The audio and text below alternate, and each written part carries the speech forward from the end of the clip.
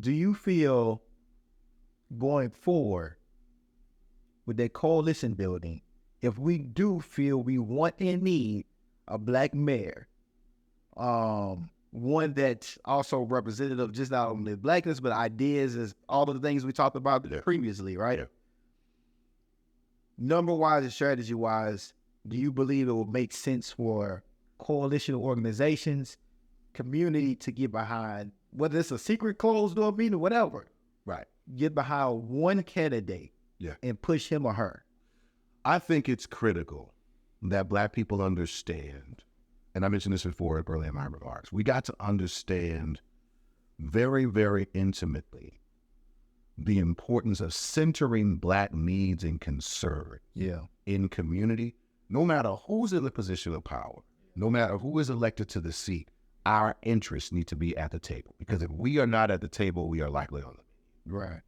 So if we are not centering whatever those concerns are, be they public safety, public education, public health, if we're not addressing the issues of infrastructure, because all of those things are Black issues. We got a public housing and a public an access to affordable housing and accessible housing challenge in Nashville right now. And many of the folks who are most impacted by that are working class folks, most of them Black, brown, working class white folks. We are all issue-based folks, and we're not just one issue. So the idea of it being just a Black candidate who's going to represent those interests is, I think, maybe a flawed analysis. We've got to understand the ways that we center Black needs and concerns in community, issues around equity, diversity, inclusion, belonging.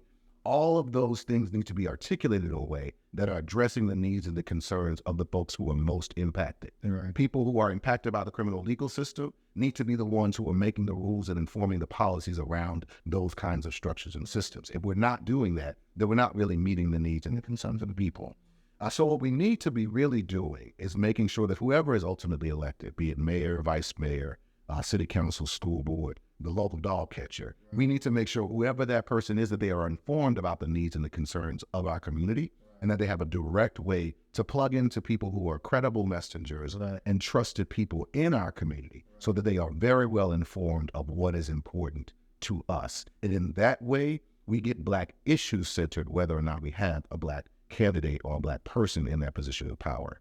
But I think that what we can't do is we can't allow ourselves to rest on our laurels and allow this to be just an election by election thing. Elections come every 2 years, 4 years, 6 years, I think, for Senate. And you're right. Judges are elected, but many of them are lifetime appointments. So 8 years. 8 years in some instances. So what we got to do is we got to make sure that when we're selecting these candidates, or we're putting our money and our votes and our support behind these individuals, that we very clearly, number one, we understand what their platform is, what issues they really are centering in their platforms, and whether or not they align with our interests and our values.